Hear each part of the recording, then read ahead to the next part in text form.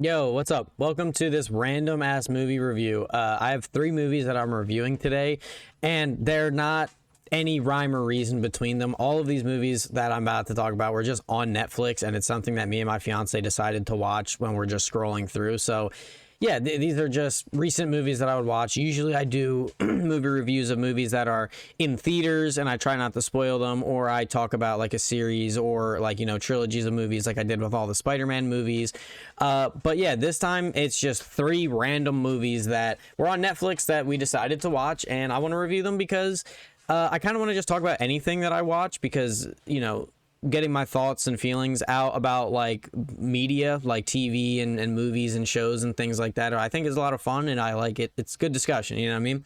So the first movie that we're starting off with is Donnie Darko. Now, I want to say I'm a big Jake Gyllenhaal fan, and I did like this movie a lot. I'm not going to do any spoiler-free stuff. If you haven't seen the movie, go watch it. It's actually very interesting. It's a very engaging, and like it makes you kind of think. Like, it doesn't straight up tell you, but I will say, if you are going to watch this movie, do not watch the Netflix version. That's the theatrical release. You want the director's cut, because in the director's cut, they leave in really important details of how the world is working that got cut out of the theatrical version, which is so stupid when you think about it, because a lot of this movie has to do with time travel and time travel and alternate realities. And the theatrical version, or the Netflix version, I'm pretty sure on Peacock and some other streaming platforms, they have the director's cut, the version that has key information for how this world is working that gets cut out in the Netflix version or the theatrical version, which is crazy to me. My fiance and I, we watched a YouTube video explaining how everything was working, and in the video, the video that we watched, the lady explained that there's a book in the movie, and in the director's cut they show pages of the book that directly explain things, and using that book, like they released the book or a guide or something after the movie came out,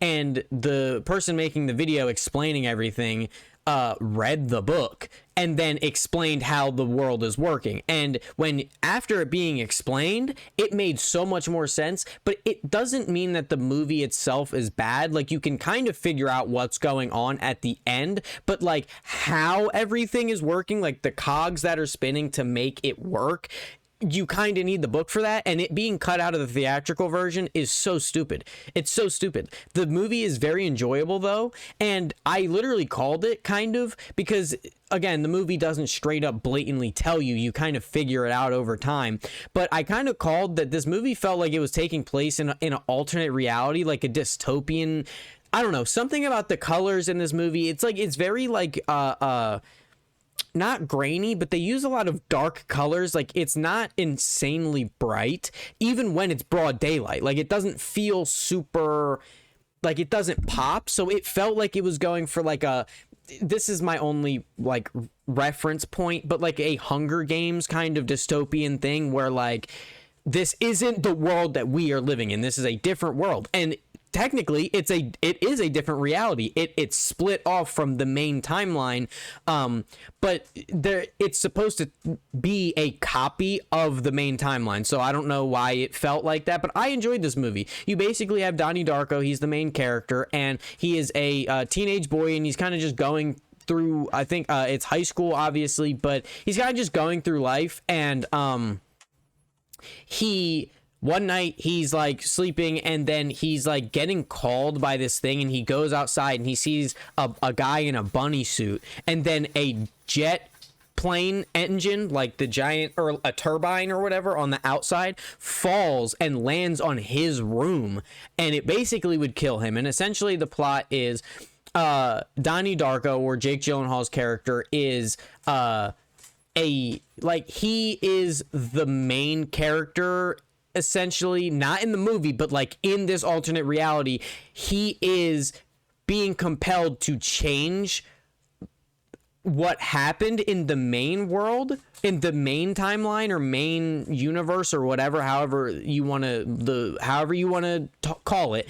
But his job is to basically make it so that things happen in the main timeline so that the main timeline doesn't collapse with the second timeline. Like, he's living in the second timeline. He has these like cool powers where he can see time and things, and he literally has mental powers that he can use, and he uses that to change and affect the original timeline, so that way when the second timeline closes in on itself, because again, these are things that are explained in the book that is cut out of the theatrical version.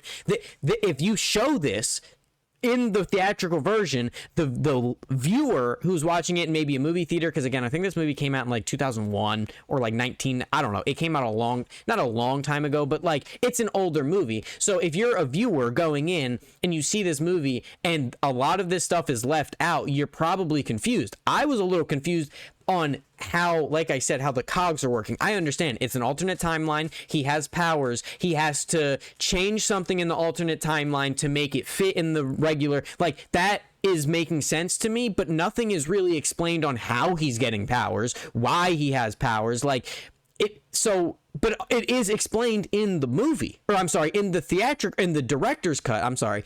It is explained through the book. And, because a character in the movie wrote the book, and she also was like the main character of her extra timeline or whatever, and she wrote this. But anyway, it's about Donnie Darko going through life, and he basically isn't like the happiest in his life. He has to go and see a therapist, and he's kind of like forced to go, and he's forced to take meds that he doesn't really like. But then he stops taking his medicine, and he like falls in love with a girl at school, and there's basically, this is like the climax of the movie is there's a couple parts where he is forced to do things from the bunny. In throughout the movie, he's forced to do things, and he doesn't really know why he's doing it, but he's kind of forced and compelled to do it, and he does. And then at the end of the movie, he's with his girlfriend, and she gets killed, like ran over by a car, and she's dead. And basically, the guy who did it was the guy in the bunny suit. Donnie, he had a gun at this point. He shoots the guy and kills him dead, obviously. But then that guy, to make sure that the timelines were correct or whatever, he goes back in time and he saves Donnie Darko. It's all about time travel, and it's a really interesting movie. But the thing that they missed is, why are you cutting out the explanation? Because I don't think in movies everything needs to be explained. Not every little detail needs to be explained. With a time travel superpower movie, you kind of need to explain how he's getting these powers or why he's compelled to do these things. And again, with the Netflix version, the version that we watched on Netflix, the book and all the explanation is not there, but it's in the director's cut. So it's not even like the director or the people who made the movie didn't want you to know. They did want you to know, it just got cut out. So it's like you're kind of missing a lot of the key stuff that I feel like is important.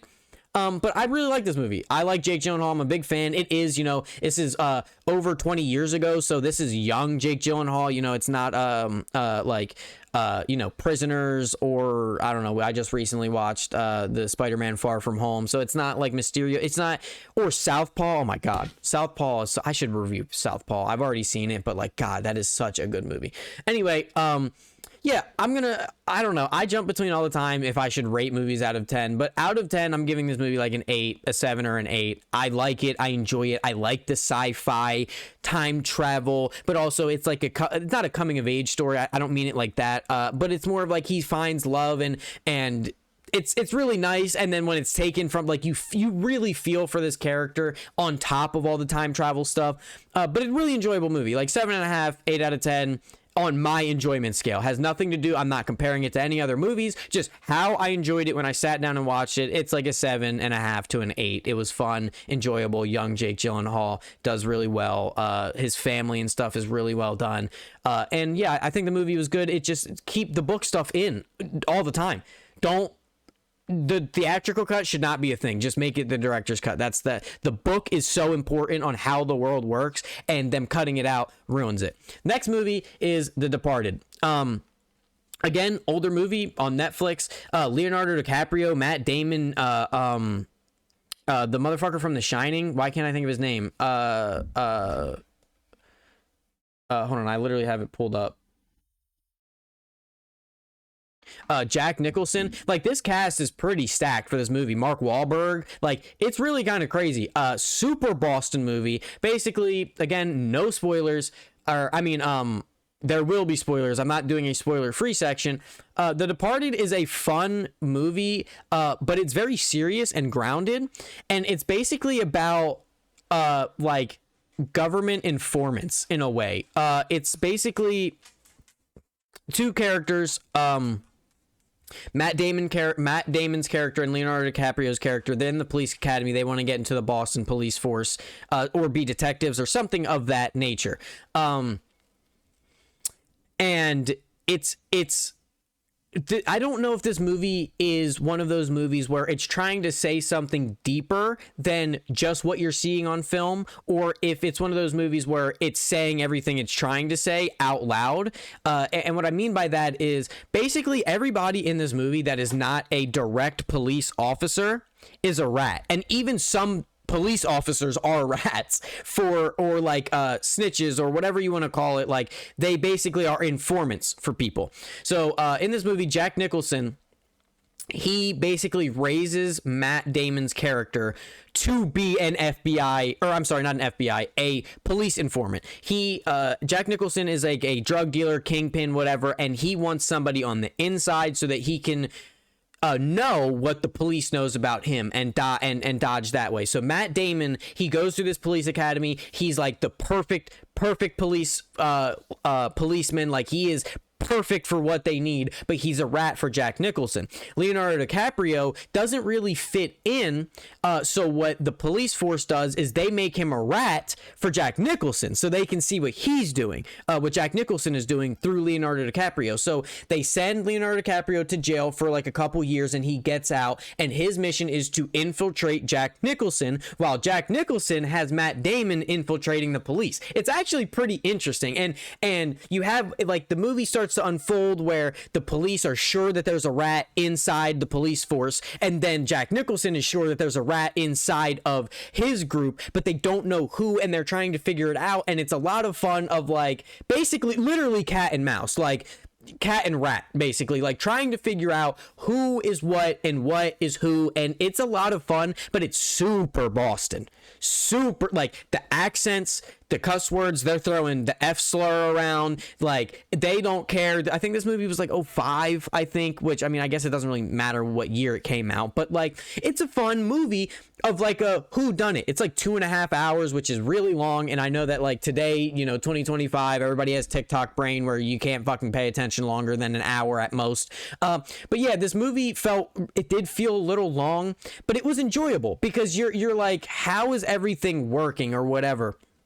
But the main thing I want to talk about with this movie, because that's essentially the premise, right? Something will happen, like Jack Nicholson is going to do a drug deal or a drug meetup, right? And Matt Damon is at the police quarters, and he's trying to send the police in the wrong direction. But Leonardo DiCaprio is at the drug deal, and he's sending the right information to the police force, or not to the police force, but the two, I think, like the sheriff, the fucking whatever, the leader of the captain of the police force. So he's telling them what's happening. Then Matt Damon's trying to send them the wrong way. And like, it's really good of like, these two people are trying to figure out who the rats are inside. And it's a lot of fun. It's a lot of fun.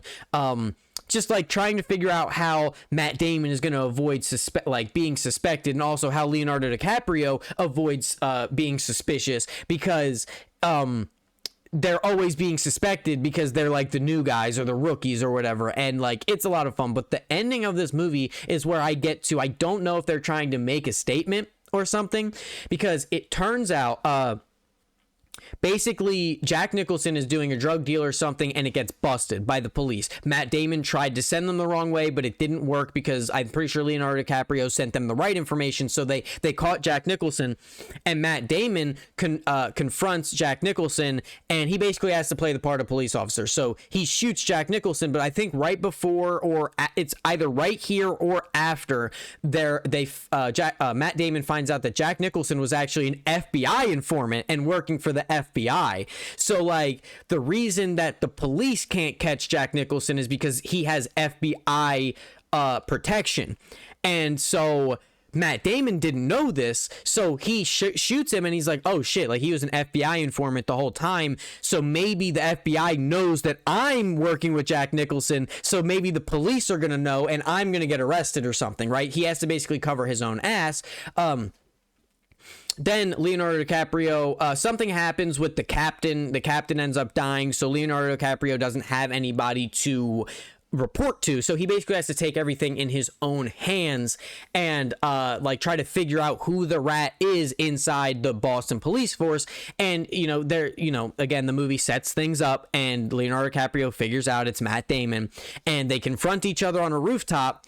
And Leonardo DiCaprio, he's like, basically Leonardo DiCaprio is kind of the good guy. Like Matt Damon is the front and the cover, but Leonardo DiCaprio is the good guy. He was the rat on the inside of the bad guy, whatever. He is arresting Matt Damon, and he's like, I'm going to bring you to the police force. They're on the roof. They take an elevator. The elevator door opens up, and Leonardo DiCaprio gets shot in the head, dead. You spent this entire movie with him and shot dead. No last word, nothing. Shot dead, right? And he was shot by another informant that we didn't know was an informant for Jack Nicholson. And he basically tells Matt Damon, hey, you thought you were the only one he had on the inside? Like, you thought he didn't have anybody else on the inside helping him? Like, that was silly. But anyway, I saved you, whatever. So here, clean yourself up. We're good. And then Matt Damon's like, oh shit, if this guy knows that I'm an informant, then he could tell anybody. That's a loose end. Matt Damon kills the other informant guy, right? You're like, oh my God, is Matt Damon really going to get away with being an informant and is he really going to get away? Like, what? And then he does for a little bit. And then at the end, he like goes into his apartment. There's a love story, like love triangle between this psychiatrist, I think, this police psychiatrist, between Leonardo DiCaprio and Matt Damon. Like, Matt Damon and her are like married or going to get married or like dating, like living together, but she's like fucking Leonardo DiCaprio on the side because she like likes him more, and apparently Matt Damon can't get it up or something. Like, I'm not like, that's not even me being funny. Like, it's a literal thing where like he either can't get a boner. Sorry, I shouldn't be saying this. The YouTube's gonna fucking demonetize me, but like he can't get a boner or keep it up or something, or he only lasts like 5 seconds in bed, and Leonardo DiCaprio's got that good D, so she's like sleeping. It's like this movie is very good, and it sets things up where she finds out that he's working with Jack Nicholson, and it's really good. But anyway, back to the ending.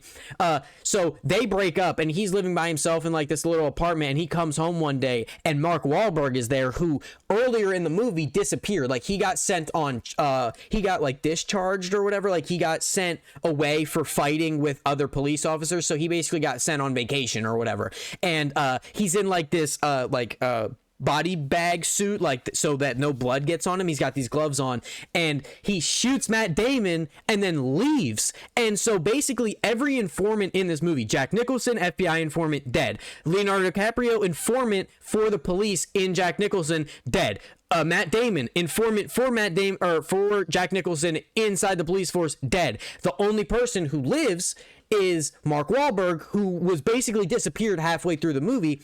And then right as we see a shot of Matt Damon's dead body on the ground, and it pans to a rat on the windowsill or something, and then it just goes to credits. So like, that's what I'm saying, is like, is this movie just being like, don't be a snitch, or is it saying like all rats end up dying? Like, I don't know if this movie is like trying to be like real deep with it, or if it's just like a, hey, here's a cop thriller movie and all the rats die, so here's a rat. Like, you know what I mean? I don't know, but I enjoyed this movie. It was long, it dragged on a little bit, and it's like 2005. It's super Boston. Like, the accents are crazy in this movie. Like, it's well done because it's accurate, but it's like it feels a little like they're hamming it up to be super Boston, but it was enjoyable. It was a fun. This one also, like, again, my enjoyment levels are weird because I really like Donnie Darko and I like this movie a lot as well, but I don't think that they're really comparable. They're different kinds of movies. They're doing different things.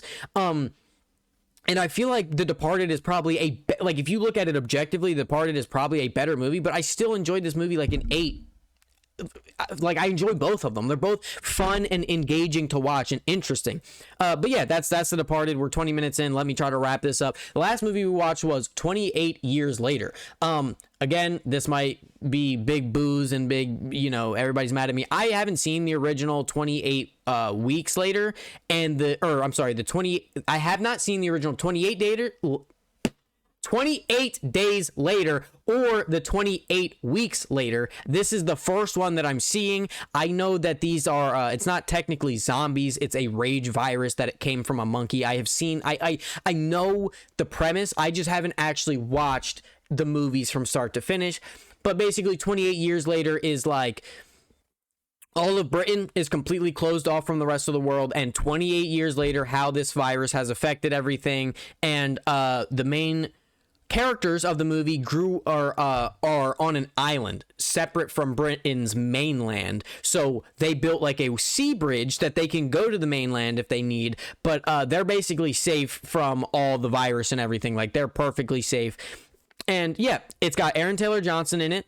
Big fan of his. I think he does a lot of good shit. Except Craven, couldn't even watch that movie, but not his fault, I don't think. But that's neither here nor there. 28 Years Later was another enjoyable movie. I don't know, and it's more recent than the other ones. It came out literally a couple months ago, actually, if I'm not mistaken, because I watched something in theaters while this was also in theaters, but I don't remember what it was. But regardless, this was a very interesting movie. So basically, the main character is a young boy. I think they said he's about 12, 13, 14 in that area, and basically, because Britain is so far behind and locked off from the world, they're still using bow and arrows. But Aaron Taylor Johnson, he is basically training his son to go out into the mainland, which is like the wilds where all the rage infected people are. And he's just training his son to be able to be a man and go out there and kill some of these infected people and not be scared. And that's essentially the plot for the beginning part. We find out before they go on this journey that Aaron Taylor Johnson's wife, or the main character, I'm sorry, I don't remember his name, I apologize, but the main character, the young boy, his mother is sick. We don't know why, and there's no doctors in this area, in this the island. They have no doctors, so basically they're just letting her kind of die, like wither away, and like they're trying to keep her alive. You know, they're cooling her down, making sure she's comfortable and everything, but they don't have any medicine or anything that is literally directly helping her survive. So the first portion of this movie, like this movie is kind of broken down into little like act structures. But the first act of this movie is basically Aaron Taylor Johnson getting his son ready to, and we figure out the dynamics of how he loves his wife, and he takes care of her. Well, maybe he doesn't love her, but we'll get to that. But anyway, they go out on the journey. The son isn't really ready to do this, and his dad basically has to help him, but he does get a kill. He kills one of the infected people, and then they see a smoke signal, and this is basically the rest of, like, this is important because it goes for the rest of the movie. But he sees a smoke signal in the distance, and he asks his dad, what is that? And his dad tells him, Aaron Taylor Johnson tells him, we saw this man burning bodies, however, 16 years ago, and he's some crazed lunatic, and we ran away. He waved at us, and we ran, and we never went back. He's crazy. We'll never go there. But he's apparently, they call him Dr. something, Dr. Dr. Ken. That's what we're going with. It's something with a K, I think. But anyway, so they do their journey. They stay overnight because the thing with the land bridge is that connects their island to the mainland is when tide is out they can go, but when tide is in it's covered up. So like no zombies or infected people or raiders, nobody can get in when tide is high. So they have to make sure. So basically, once they're out there until the tide lowers, and they basically sleep out there, and then they there's a really great tense scene. There's alphas now that like take more than 5 bow and arrow shots or like 8 to 10 arrow shots to kill, and so they try to avoid them at all costs. But they get to the shore when the tide is low and they're like, fuck it, let's go. Like, let's run. Let's get back to the island. And there's an alpha that chases them from the mainland. And it's really good because you see him super far away and he's running and he's so fast that he's catching up. It's so tense. Like, you're like, is he really going to catch up? Like, are they not going to make it? Like, whatever. Like, I thought Aaron Taylor Johnson might die. Like, and then the son would be left by himself with the mom. But that doesn't happen. They kill the alpha or the island people that are defending help kill the alpha and then let Aaron Taylor Johnson and the boy in. And later that night, everybody's getting drunk. It's a big deal. Aaron Taylor Johnson's making this huge deal about how his son killed this alpha and whatever. And the son feels like it's not true. And because he didn't kill the alpha and he was not really ready. Like, he only got 1 kill on one that was barely moving, but his dad's like making this great tale of everything that happened. And later that night, he follows Aaron Taylor Johnson, his dad, and his dad cheats on his mom. And so he basically is like, yep, you don't love us, fuck you. And he goes to his mom and he's like, so you're telling me that my mom, your wife, the son is saying this, of course, I don't remember his name, but he's like, you're telling me that there's a doctor out there and the mom is sick and you're not going to take her there just because you think that the guy might be crazy. Like, this is whatever. And he basically tells his dad, like, get away. I don't want you, like, whatever. And Aaron Taylor Johnson gets mad and he leaves. Well, the son, this is the only problem that I have with this movie, because this makes no sense for a 12-year-old boy to have this thought, or maybe it does, but so the mom is sick. Like, she is literally hallucinating, so sick that she doesn't even really know what's reality or what's happening. And she's extremely erratic. And the son decides that at night, when the tide is down or early in the morning, or no, I'm sorry. He sets a distraction. He lights something on fire so all the people leave the lookout, and he takes his sick mother as a 12-year-old boy to the mainland without his dad's help.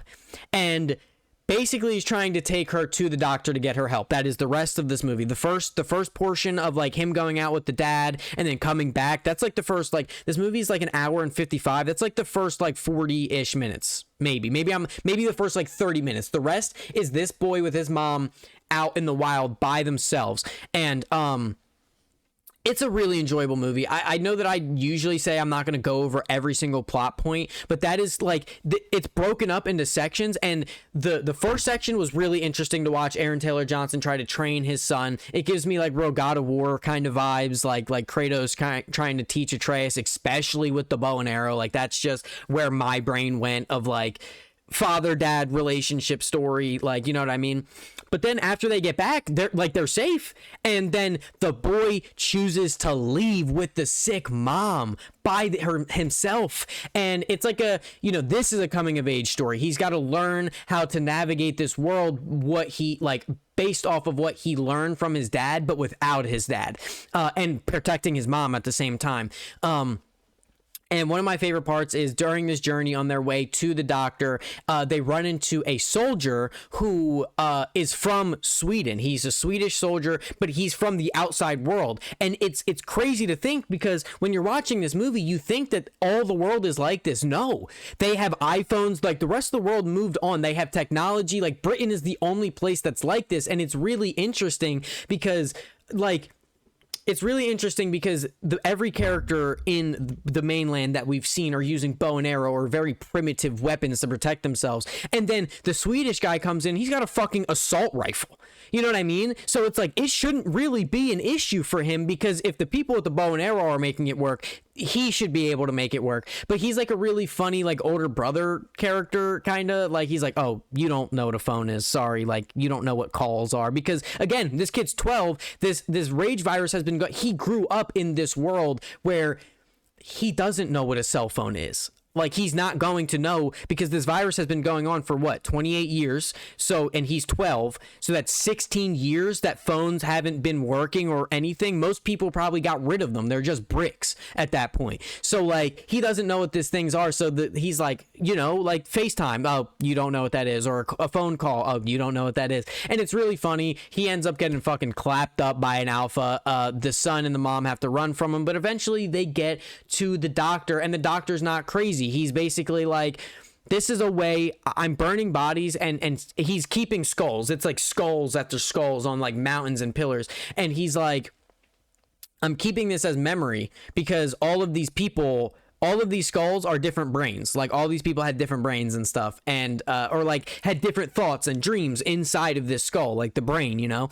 And then he does his doctorly stuff on the mom and tells her that she has cancer, and she's basically going to die regardless. They don't have the resources to help her, save her. So with the boy is like upset about it, but basically the mom decides that she wants to die. The doctor cremates her, gives her like a nice death, basically, and the boy places her skull on one of the mountain, or like the mounds of skulls, and then he decides, I'm not going back to the island. I'm staying out here and I'm gonna survive. And it's a really good movie. It didn't make me cry or anything. It was heartfelt. The mom stuff, it's very emotional, but it didn't make me cry or anything, but it's still, again, another enjoyable movie. I like this 9 out of 10 on my enjoyment, and I really think that this was a good movie, and I'm really glad that it wasn't dependent on the other ones, which, again, I know that 28 Days Later was Cillian Murphy, and I know apparently that's like one of his best movies, and I didn't watch 28 Weeks Later, so I don't know if the 28 Days and 28 Weeks are dependent upon each other, but this movie felt so separated that it didn't feel like I had to see the other ones. I already know that the virus, or the zombie or whatever, it's a virus, and that they're technically human. They are human beings who are basically just infected with like a flu, basically. Like that's exactly what it is, like Left 4 Dead kind of thing, where it's like they look like zombies and they're vomiting blood and they're eating people, but they're not dead, come back to life. They're just infected with this thing making them like this. So I knew that going in, but I'm really glad that this wasn't like connected in any way. The one thing I have to say about this, at the very end, which I know that apparently I looked at some stuff and people talked about it, the ending with the Jimmy Savile stuff, what a choice, I guess. And apparently this is like 28 years later is getting a trilogy, so this is like, it's the third movie in the 28 blank later trilogy or whatever, but it's getting its own trilogy, so it's going to be 5 movies, because it's going to be 28 days, 28 weeks, 28 years, and then 2 more after that, so that's 5.